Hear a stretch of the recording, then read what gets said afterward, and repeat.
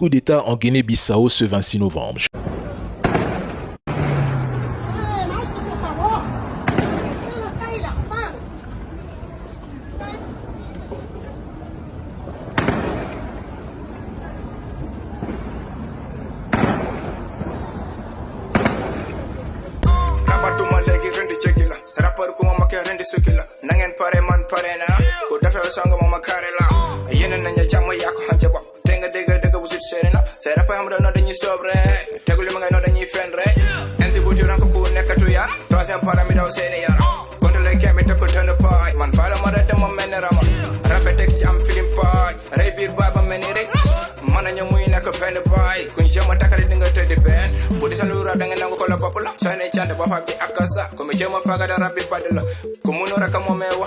D'où s'explique le film.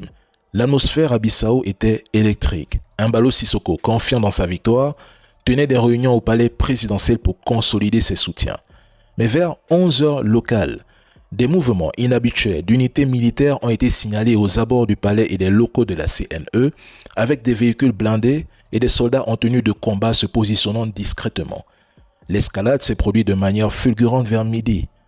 Une faction de l'armée de terre menée par le chef d'état-major de l'armée de terre a lancé une opération éclair au palais présidentiel de Bissau, siège du pouvoir exécutif.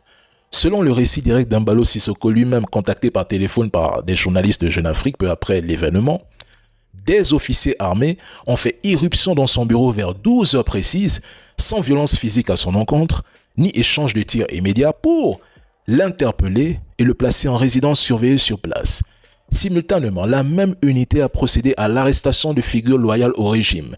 Le chef d'état-major général des armées, son adjoint et le ministre de l'Intérieur, tous détenus dans des locaux militaires voisins pour haute trahison selon les militaires.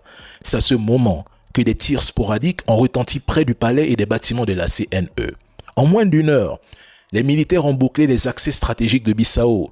Aéroport, port, route vers le Sénégal et la Guinée-Conakry et médias d'État avec des patrouilles armées patrouillant les rues pour prévenir des contre-attaques des loyalistes ou des émeutes populaires, tandis que l'électricité a été coupée pour perturber les communications. Embalo Sissoko, dans tout ce désordre, a pu alerter la presse, et pas n'importe laquelle, Jeune Afrique, avant une coupure totale des lignes qualifiant l'opération de putsch dirigée par des traîtres de l'armée et appelant à la mobilisation internationale. Vers 13 heures, les militaires contrôlaient de facto les institutions clés, isolant les opposants potentiels et gelant la proclamation électorale. Et le président Embalo, vous le disiez, ainsi que le chef d'état-major et le ministre de l'Intérieur sont aux arrêts et ils se trouveraient physiquement dans l'enceinte de l'état-major en bonne santé. C'est ce qu'a précisé d'ailleurs le président Embalo qui a pu parler avec plusieurs médias. Alors des militaires sont apparus à l'état-major. Ils ont fait une déclaration très courte, 5 minutes à peine. Et ils annoncent qu'un haut commandement militaire pour la restauration de l'ordre, c'est comme ça qu'ils l'ont nommé, prend le pouvoir jusqu'à nouvel ordre. Ils suspendent donc le processus électoral, également toutes les émissions radio politiques à caractère politique. Ils demandent à la population de rester calme et toutes les frontières sont désormais fermées. Umaro Sissoko Embalo a été arrêté ce matin, ce 26 novembre 2025, à Bissau dans son bureau, et qu'il serait victime d'un coup d'État. À chaud, je voudrais attirer l'attention de l'opinion africaine sur l'étrangeté de cette information. Pourquoi cette information est-elle étrange?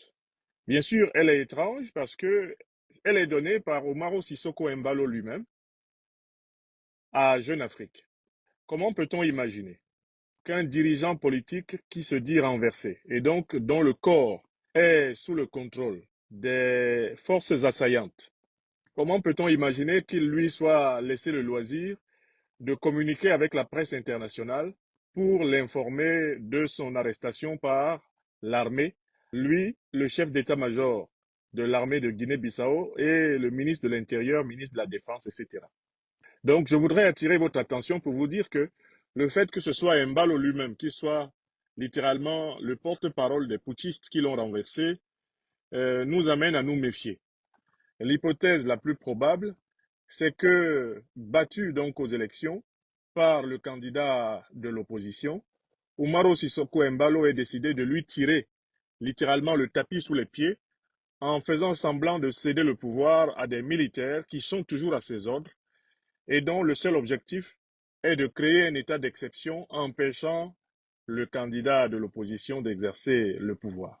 Tout le monde sait que face à l'opposition, Embalo était minoritaire. Tout le monde sait qu'Embalo, en réalité, avait déjà été vomi par le peuple bissau-guinéen et que le candidat de l'opposition, qui est un opposant de longue date, a battu une bonne campagne et qu'il était difficile à Embalo de frauder dans les urnes dans ce micro-État de la Guinée-Bissau.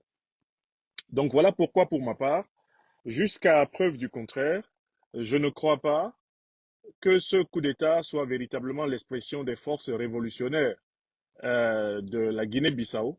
Je crois plutôt que ce coup d'État soit une stratégie mise en place par Embalo et ses partisans pour conserver le pouvoir contre le candidat de l'opposition. Donc, il y a deux hypothèses qui sont sur la table. L'hypothèse d'un véritable coup d'État de l'armée, ça, on s'y attendait d'une manière ou d'une autre. Mais la deuxième hypothèse, l'hypothèse d'un auto-coup d'État d'Embalo pour tirer la couverture sous les pieds de l'opposition qui a gagné les élections, à mon avis, cette seconde hypothèse est la plus valable.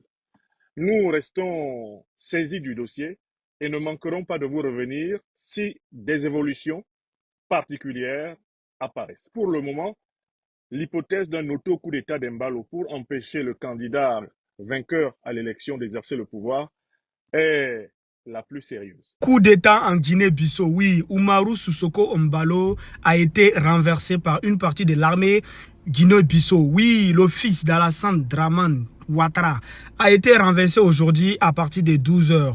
12h, heure du pays, ils ont renversé Umaru Sissoco Embalo alors qu'il était dans son bureau. Tranquillement, une partie de l'armée qui n'étaient pas d'accord parce qu'ils estiment que Umaru Sissoco Embalo a triché pour les élections.